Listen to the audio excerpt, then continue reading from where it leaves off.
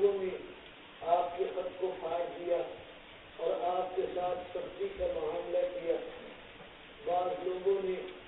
آپ صلی اللہ علیہ وسلم کے جو پیغام برتے پیغام کو لے کر جانے والے اور خط کو لے کر جانے والے انہیں قتل کر دیا. بعض وہ تھے جنہوں نے آپ صلی اللہ علیہ وسلم کے خط کو اہتمام کے ساتھ لیا اور عزت کے ساتھ اس کا معاملہ کیا. تو یہ مختلف قسمیں اور مختلف صورتیں آپ صلی اللہ علیہ وسلم کے والا ناموں کے ساتھ خطوط کے ساتھ لوگوں نے اختیار کی. حضور صلی اللہ علیہ وسلم نے ان خطوط کے ذریعے سے جو دعوت پیش کی تھی اس میں اس بات کا بھی گویا ایک سلسلہ ہوا کہ آپ نے تحریر کے انداز میں اور تحریر کے ذریعے سے بھی دعوت اسلام کو اختیار کیا ہے. اگرچہ تحریر کو اور کتاب کو اسلام میں اہمیت حاصل رہتے بھی ہے، اس لیے کہ قرآن کریم ایک کتاب کی شکل میں مسلمانوں کو عطا کیا گیا اور کتاب ایک ذریعہ علم ہے. نبی علیہ السلام نے علم کی اشاعت اور علم کی گویا لوگوں کے اندر تبلیغ کے حوالے سے اور اشاعت کے حوالے سے قرآن کی اور کتاب کی اہمیت کو ذکر فرمایا ہے. لیکن تحریر یہ بھی علم کا ایک ذریعہ ہے اور علم کا ایک تبلیغ کا انداز اور اشاعت کا ایک انداز ہے. حضرت نبی علیہ السلام نے تحریر کے ذریعے سے جو دعوت اسلام کی اختیار کی ہے یہ ان لوگوں کے لیے ایک نمونہ ہے جو تحریری انداز سے دین کی خدمت کو اختیار کرنا چاہتے ہیں. اگر زبانی اور کلامی بیان تبلیغ کا باعث ہے اور تبلیغ اسلام کا اجر اس پر عطا کیا جائے گا، بالکل اسی طرح اگر کوئی تحریری انداز اختیار کر رہا ہے اور تصنیف اور تعلیف کو اختیار کر رہا ہے تو کہا جائے گا یہ تصنیف اور تعلیف کا انداز بھی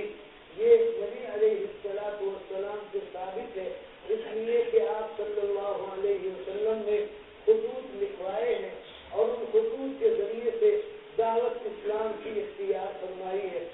تو ظاہر ہے کہ جب محتویات یہاں اسلام کی دعوت کے طور پر اور اسلام کی تبلیغ کے طور پر اس خط کے اندر شامل کیے گئے ہیں تو اب قیامت تک اگر کچھ لوگ قرآن و سنت کے بیان کو اپنی تحریر کا ذریعہ بنائیں اور اپنی تصنیف اور تعلیف کا ذریعہ بنائیں تو کہا جائے گا کہ ان کا عمل بھی نبی علیہ السلام کے اس عمل سے ثابت ہے اور اس کا ثبوت آپ صلی اللہ علیہ وسلم سے پایا جا رہا ہے. آپ صلی اللہ علیہ وسلم جہاں خود نہیں جا سکتے تھے وہاں آپ نے یہ خطوط بھیجے ہیں اور اس کے اندر جو بڑے بڑے رؤساء تھے، بڑے بڑے بادشاہ تھے، جس میں قیصر و کسریٰ بھی تھے، آپ نے ان کو بھی خط بھیجے ہیں اور اسی طریقے سے جو آپ کے آس پاس لوگ تھے ان کے پاس بھی خط بھیجے گئے ہیں. بعض حضرات نے ان آپ کے والا ناموں اور خطوط کی تعداد کو 7 نقل کیا ہے اور بعض نے اس کی تعداد کو 5 نقل کیا ہے. یہ خطوط آج بھی موجود ہے اور ان کو دیکھا جا سکتا ہے. حضرت نبی علیہ السلام کے ان خطوط کے اندر لا الہ الا اللہ کی دعوت اور رسول اللہ صلی اللہ علیہ وسلم کی رسالت کی طرف دعوت یہ پیش کی گئی. چنانچہ آپ کے خطوط کے بارے میں جیسا کہ عرض کیا جا رہا ہے کہ مختلف حضرات نے مختلف انداز کو اختیار کیا ہے. چنانچہ اس سلسلے کے اندر آپ صلی اللہ علیہ وسلم نے ایک خط جو لکھا ہے وہ شرحبیل ابن عمرو کو تھا. یہ شام کے علاقے کے اندر شرحبیل ابن عمرو حکمران تھا اور قیصر روم کا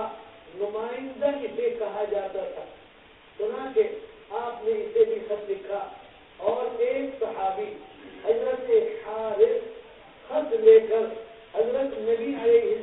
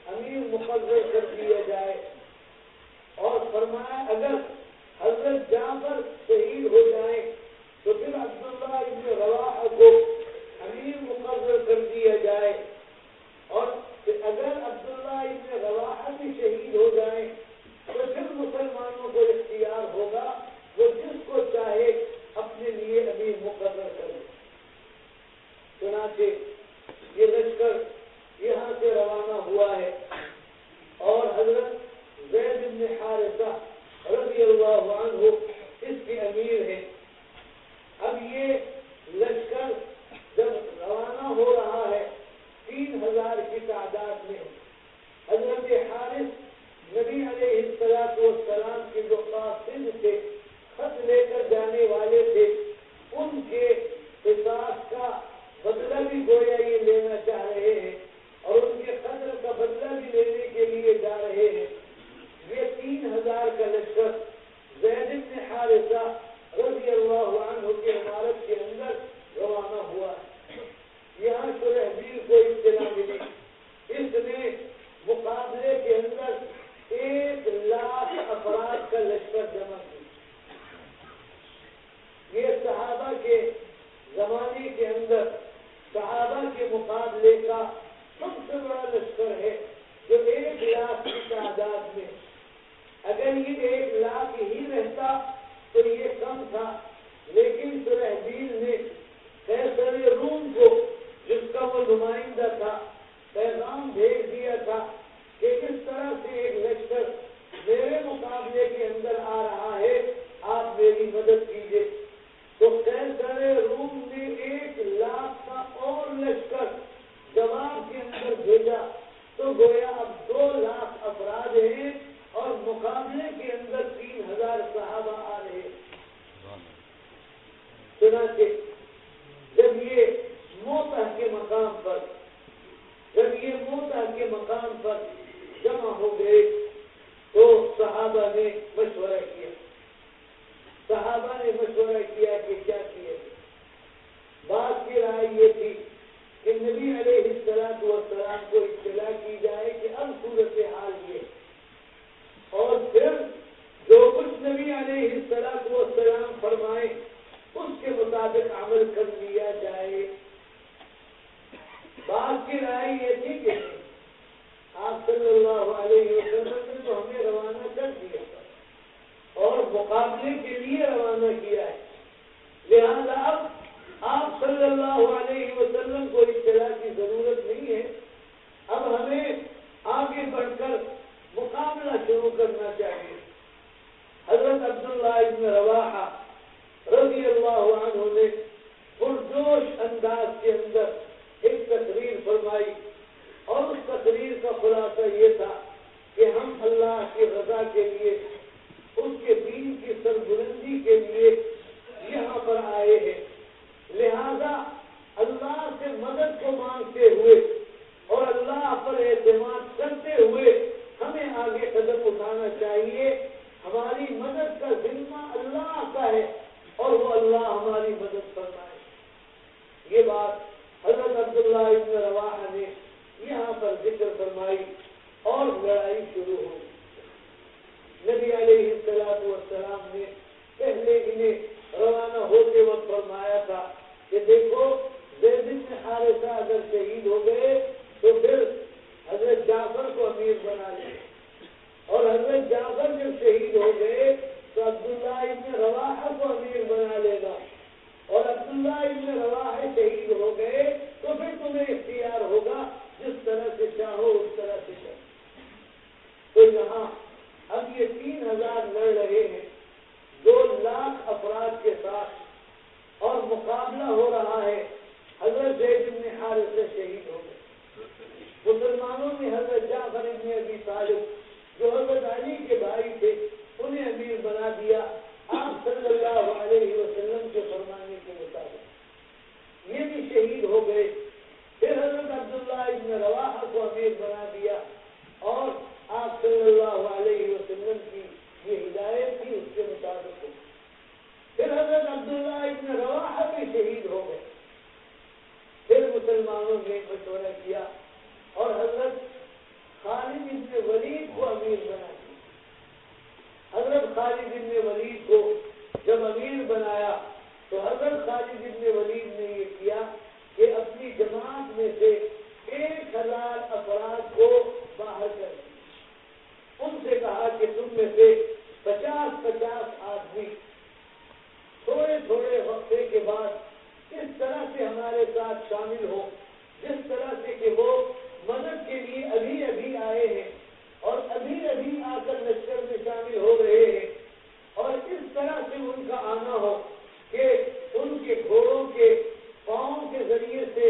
گرد و غبار زیادہ بلند ہو، تاکہ دور تک نظر آئے کہ گرد و غبار زیادہ ہے، وہ افراد بہت آ رہے ہیں۔ اور تھوڑی دیر کے بعد پھر دوسرے 50 آئے،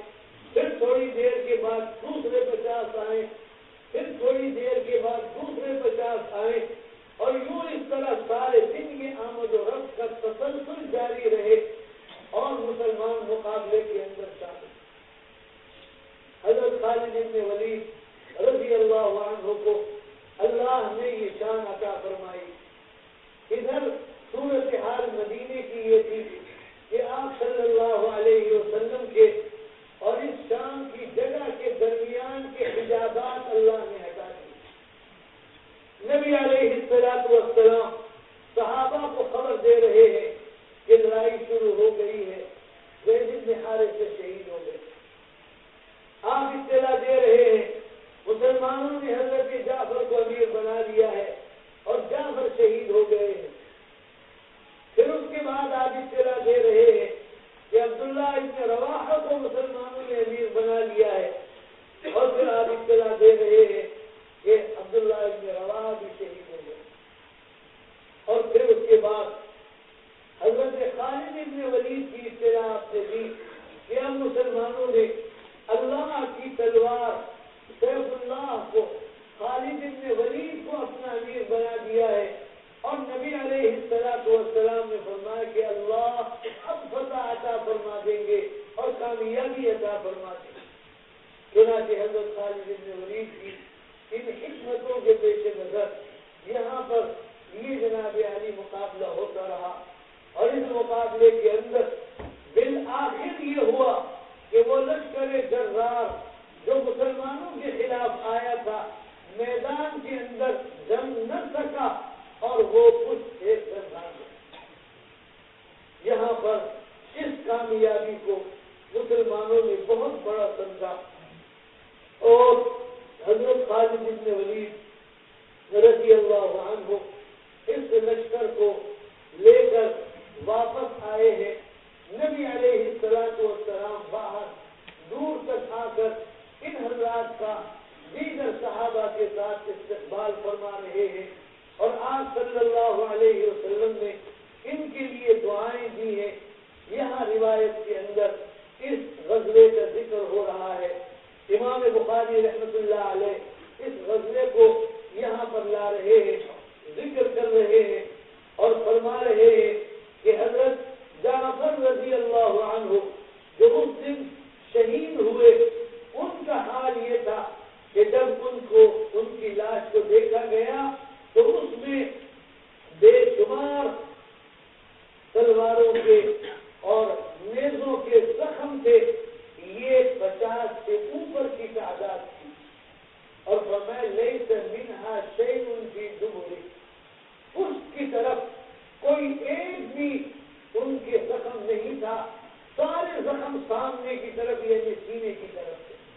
تو یہ ان کی بہادری کی علامت اور یہ بہادری کی گویا دلیل تھی، یہ اللہ نے ان کو شان عطا فرمائی۔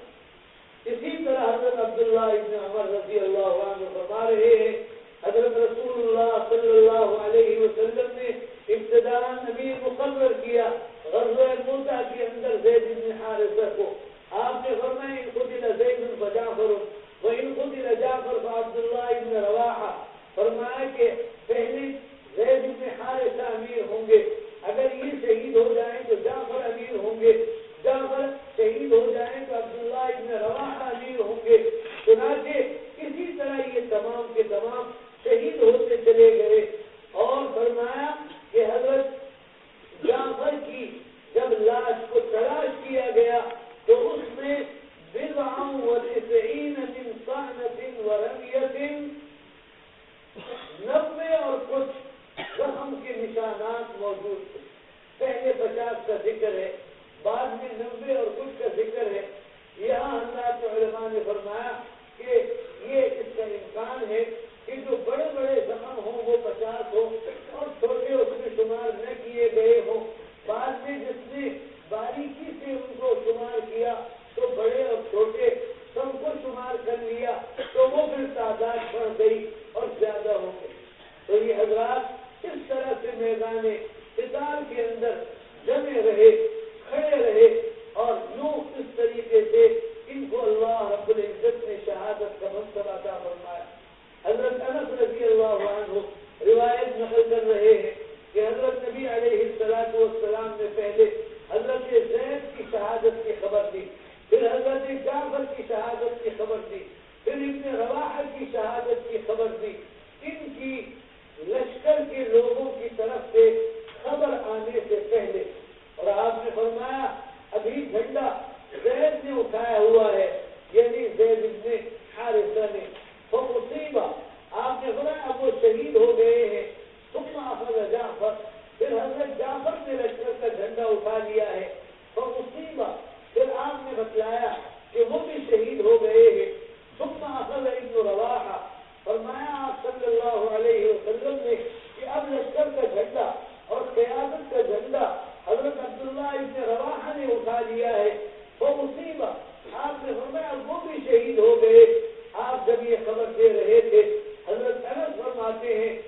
عیناہ تذرفان، آپ کی آنکھوں سے آنسو جاری تھے، اور رنج کی ایک کیفیت نبی علیہ السلام پر طاری تھی۔ آپ نے فرمایا حتی اخذ الرایۃ سیف من سیوف اللہ حتی فتح اللہ علیہم، فرمایا کہ اب اللہ کی تلواروں میں سے ایک تلوار نے اس جھنڈے کو اٹھا لیا ہے، یعنی وہ خالد بن ولید ہے، اور فرمایا یہ اب امیر رہیں گے اور لشکر کی قیادت کرتے رہیں گے حتی فتح اللہ علیہم، یہاں تک کہ اللہ نے فتح عطا فرمائے۔ چنانچہ یہاں پر حضرت خالد بن ولید کو اللہ نے پھر فتح عطا فرمائی، اور یہ لڑائی مسلمانوں کے لیے بہت بڑے اعزاز کی بات ہے۔ آگے اسی لڑائی کے حوالے سے حضرت عائشہ رضی اللہ تعالی عنہا کا قول ذکر ہو رہا ہے کہ جب حضرت زید بن حارثہ، جعفر بن ابی طالب، عبداللہ بن رواحہ رضی اللہ عنہم اجمعین کی شہادت کی اطلاعات نبی علیہ السلام کے ذریعے صحابہ کو ملی، تو آپ ایک جگہ تشریف فرما ہوئے، یعرف فیہ الحزن، غم کی کیفیت آپ کے چہرے سے ظاہر ہو رہی تھی، اور حضرت عائشہ رضی اللہ تعالی عنہ کہتی ہیں میں دروازے کے سوراخ سے آپ کو دیکھ رہی تھی، ایک آدمی آیا اور اس نے آ کر کہا کہ حضرت جعفر کی گھر والیاں تو بہت رو رہی ہیں۔ آپ نے فرمایا جاؤ، جا کر انہیں منع کر دو۔ وہ گیا اور آ کر کہا میں نے ان کو منع کیا ہے، لیکن وہ تو اس کی بات سن نہیں رہی، اسی طرح رو رہی ہے۔ آپ نے پھر حکم دیا، کہا جاؤ، جا کر انہیں منع کر دو۔ چنانچہ وہ گیا، پھر واپس آیا اور آ کر آپ سے کہا واللہ لقد غلبنا، حضرت کی عورتیں تو ہم پر غالب آ گئی، سنتی ہی نہیں ہے، رو ہی رہی ہے۔ تو حضرت عائشہ رضی اللہ تعالیٰ عنہ کہتی ہے کہ حضرت رسول اللہ صلی اللہ علیہ وسلم نے جب تیسری مرتبہ یہ آیا تو کہا فَحْسُ فِي أَفْوَاهِهِنَّ مِنَ التُّرَابِ، جا کر ان کے منہ جو رونے میں اور چیخنے میں کھلے ہوئے ہیں ان میں مٹی بھر دو اور ان کو رونے سے روک دو۔ تو حضرت عائشہ کہتی مجھے غصہ آ گیا، میں نے کہا کہ ارحم اللہ عنہ، تیری ناک اللہ ہاتھ میں ملائے، نہ تو وہ کرتا ہے جو اللہ کے نبی تجھے کہہ رہے ہیں، اور نہ نبی علیہ السلام کو غم اور پریشانی کی حالت میں چھوڑتا ہے، اس لیے کہ آپ مستقل پریشانی میں ہیں تو آ کر اور پریشانی بڑھا رہا ہے، تو کیوں ایسا کر رہا؟ تو گویا یہ واقعہ ذکر کیا جا رہا ہے، یہ اسی غزوہ موتا کے موقع پر حضرت جعفر بن ابی طالب کے گھر والوں کو جب اطلاع ملی تو جو رنج اور غم کی کیفیت ان پر تھی اس کو یہاں ذکر کیا جا رہا۔ اس کے بعد عبداللہ ابن عمر رضی اللہ عنہما کے بارے میں نقل کیا جا رہا ہے کہ جب وہ حضرت جعفر کے بیٹے سے ملتے تو ان کو السلام علیکہ یا ابن ذی الجناحین کہہ کر مخاطب کیا کرتے تھے۔ حضرت نبی علیہ السلام نے فرمایا تھا کہ اس موتا کی لڑائی میں جب حضرت جعفر نے جھنڈا اپنے ہاتھ میں پکڑ لیا تو ایک رومی نے ان کا ہاتھ یہاں بازو کے پاس سے کاٹ دیا، تو انہوں نے فوراً دوسرے ہاتھ سے جھنڈا پکڑ لیا، تو اس نے پھر دوسرے ہاتھ کو کاٹ دیا تلوار سے وار کر کر، تو حضرت جعفر نے فوراً گرنے کی بجائے اس کو اپنے منہ سے پکڑ لیا، اور بعض روایات میں ہے کہ اپنی گردن کے نیچے اس کو دبا لیا تاکہ وہ نیچے نہ گرے، اور پھر حضرت عبداللہ ابن رواحہ نے اس کو ان سے لے لیا۔ تو حضرت نبی علیہ السلام نے فرمایا کہ حضرت جعفر کے ان دونوں ہاتھوں کے شہید ہونے کے نتیجے میں اللہ نے انہیں وہاں جنت کے اندر یہ شان عطا فرمائی ہے کہ وہ جہاں اڑ کر جانا چاہیں اپنے ان بازوؤں کے ذریعے سے چلے جاتے۔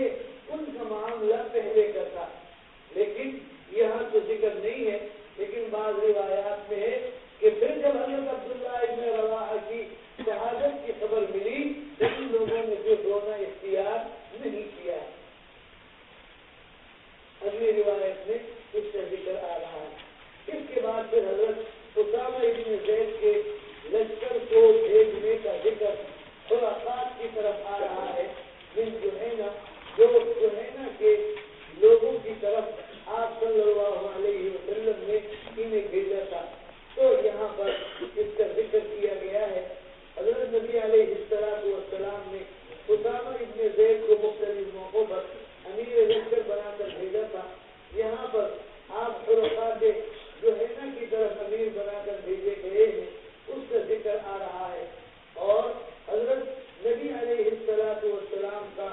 ان کو امیر بنانا یہاں پر گویا ذکر کیا جا رہا ہے.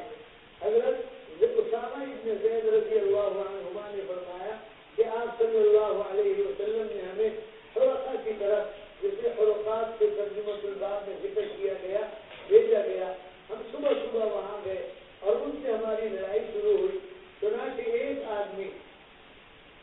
ایسا تھا جو ہمارے انصار میں سے ایک سے لڑنے لگا، یہاں تک کہ ہم اس پر حملہ آور ہو گئے. چنانچہ جب ہم نے اس پر اپنا گویا غلبہ حاصل کر لیا تو وہ لا الہ الا اللہ کہنے لگا. تو انصاری جو میرے ساتھ اس حملے میں شامل تھا وہ لا الہ الا اللہ کے کلمے کو اس مخالف اور کافر سے سن کر رک گیا اور پیچھے ہٹ گیا. لیکن میں آگے رہا اور میں نے اپنے نیزے کے ذریعے اس پر وار کیا اور میں نے اس کو قتل کر دیا. جب ہم نبی علیہ السلام کے پاس آئے، حضرت اسامہ کہتے ہیں میں نے نبی علیہ السلام کو ساری بات سنائی تو آپ نے مجھ سے کہا یا اسامہ اقتلتہ بعد ما قال لا الہ الا اللہ. اسامہ کیا آپ نے اسے لا الہ الا اللہ کے کہنے کے بعد بھی قتل کر دیا؟ تو میں نے کہا کان متعوذ، حضرت وہ تو جان بچانے کے لیے لا الہ الا اللہ پڑھ رہا تھا، وہ دل سے تھوڑی ایمان لا رہا تھا. تو فما زال یکذبھا، حضرت نبی علیہ السلام یا اسامہ اقتلتہ بعد ما قال لا الہ الا اللہ بار بار کہتے رہے، یہاں تک کہ اسامہ کہتے حتی تمنیت انی لم اکن اسلمت قبل ذلک اليوم، مجھے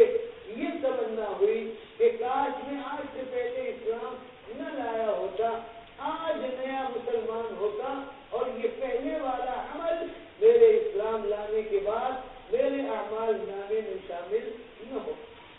بہرحال یہاں پر یہ ذکر تذکرہ آ رہا ہے. اس کے بعد آگے روایت ہے جو سلمہ ابن اکوع سے نقل کی جا رہی ہے اور وہ فرما رہے ہیں کہ ہم نے نبی علیہ السلام کے ساتھ 7 غزوات کیے اور بہت سارے جلوس کے اندر میں آپ کے میں گیا اور فرمایا کہ بہت سی مرتبہ ہم پر ابو بکر کو امیر بنا دیا گیا اور بہت سی مرتبہ ہم پر اسامہ کو امیر بنا دیا گیا. گویا مختلف مواقع پر مختلف لوگوں کو امیر بنایا جاتا رہا. اس کا ذکر اور تذکرہ یہاں پر ہو رہا ہے. تو چونکہ باب کے اندر اسامہ ابن زید کے امیر بنائے جانے اور اوقات جوہینہ کی طرف بھیجے جانے کا ذکر ہے تو جن روایات کو یہاں لایا جا رہا ہے اور اس میں یہ الفاظ ہیں کہ حضرت نبی علیہ السلام نے بعض دفعہ ہم پر حضرت اسامہ کو امیر بنایا تو گویا یہ روایات ترجمۃ الباب کو ثابت کرنے والی ہوں گی ان الفاظ کے ساتھ. تو ان کا ذکر اور تذکرہ یہاں ہو رہا ہے. اس کے بعد پھر غزوۃ الفتح یعنی فتح مکہ کے واقعے کو حضرت امام بخاری رحمۃ اللہ علیہ یہاں پر لانا چاہتے ہیں. اس کو دیکھیں. بسم الله الرحمن الرحيم. الحمد لله رب الشهداء والغافرين والصلاة والسلام على قائد المجاهدين وعلى آله وأصحابه الفداء الدين. أما بعد فبإسناد المتصل منا إلى الإمام الإمام أبي عبد الله محمد بن إسماعيل بن إبراهيم بن المغيرة الجعفي البخاري رحمه الله تعالى رحمة واسعة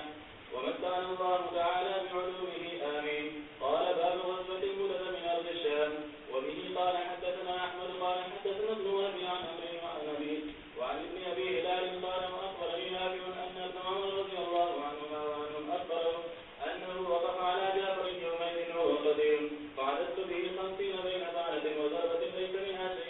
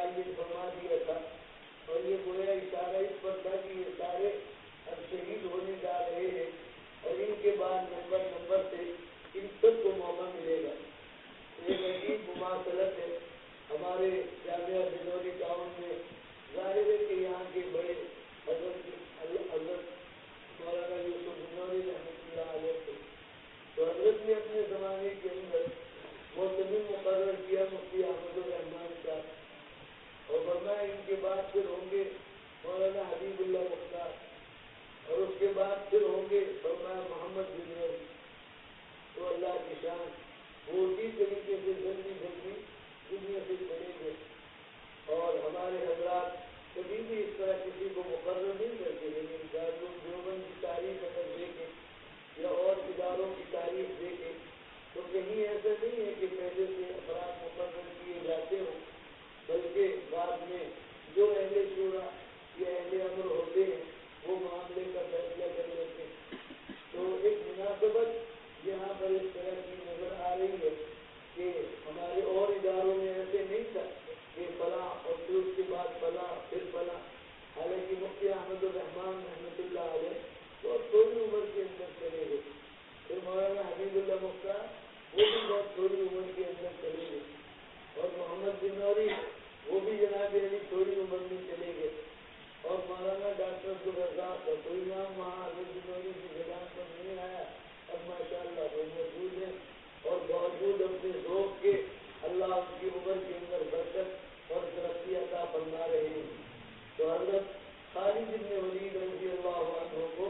یہاں پر آخر کے اندر یہ منصب اور یہ مقام عطا فرمایا،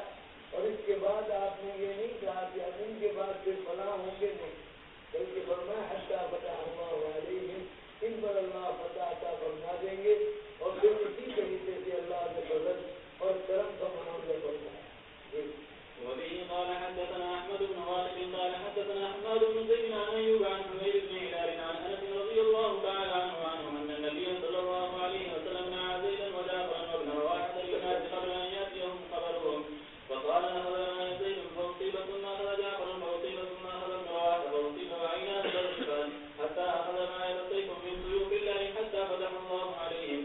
وبه قال حدثنا قتيبة قال حدثنا عبد الوهاب قال سمعت يحيى بن سعيد قال اخبرتني عمرة قالت سمعت عائشة رضي الله تعالى عنها وعنهم تقول لما جاء ثابت بن حارثة وجعفر بن ابي طالب وعبد الله بن رواحة جلس رسول الله صلى الله عليه وسلم يورث فيه الحزن. قالت عائشة رضي الله تعالى عنها وانا اطلع من صاحب الباب دعني من شق الباب فاتاه رجل فقال اي رسول الله ان نساء جعفر قال وذكر بقاءهن فامره ان ينهاهن. قال فذهب الرجل ثم اتى فقال قد نهيتن وذكر انه لم يطعن قال فامر ايضا فذهب ثم اتى فقال والله لقد غلبنا فزعمت ان رسول الله صلى الله عليه وسلم قال فاحث في افواههن من التراب. قالت عائشة رضي الله تعالى عنها فقلت انا والله انفك فوالله ما انت تفعل وما تركت رسول الله صلى الله عليه وسلم من العنى. وبه قال حدثني محمد بن ابي بكر قال حدثنا عمر بن علي عن اسماعيل بن ابي خالد عن عامر قال كان ابن عمر رضي الله عنهما وعنهم اذا حي ابن جعفر قال السلام عليك يا ابن ذي الجناحين. وبه قال حدثنا ابو نعيم قال حدثنا سفيان عن اسماعيل عن قيس بن ابي حازم قال سمعت خالد بن الوليد يقول لقد انقطعت في يدي يوم مهودة قطعة اثياب فما بقي في يدي الا سفيحة يمانية. وبه قال حدثني محمد بن المثنى قال حدثنا يحيى عن اسماعيل قال حدثني قيس قال سمعت خالد بن الوليد يقول لقد ضق في يدي يوم مهودة قطعة اثياب وصدرت في يدي سفيحة يمانية. وبه قال حدثني عمران بن ويسر قال حدثنا محمد بن فضيل عن حسين عن عامر عن النعمان بن بشير رضي الله تعالى عنه قال أمي على عبد الله بن رواحة فجعلت أخته عمرة تبكي وأجلاه وكذا تعزز عليه فقال حين أفاد ما قلت شيئا إلا قيل لي أنت كذاك. وبه قال حدثنا قتيبة قال حدثنا عبد عن حسين عن الشعبي عن النعمان بن بشير رضي الله تعالى عنه قال أمي على عبد الله بن رواحة بهذا فلما مات لم تبكي عليه. باب ما في النبي صلى الله عليه وسلم صاحب بن زيد إلى الحرقات من جهينة. وبه قال حدثني عمرو بن محمد قال حدثنا حسين قال أخبرنا حسين قال أخبرنا أبو سفيان قال سمعت أسامة بن زيد يقول بعثنا رسول الله صلى الله عليه وسلم بالحرقة فسبحنا القوم فهزمناهم ولحقت أنا ورجل من الأنصار رجل منهم فلما غشيناهم فقال لا إله إلا الله فكفر الأنصاري فتعنت برمحي حتى قتلته فلما غلبنا بلغ النبي صلى الله عليه وسلم فقال يا أسامة أقتلته بعدما قال لا إله إلا الله قلت كان متعمدا فما زال يخبره حتى تمنيت أني لم أكن أسلمت قبل ذلك اليوم. وبه قال حدثنا قتيبة بن سعيد قال حدثنا حاتم عن يزيد بن أبي عبيد قال سمعت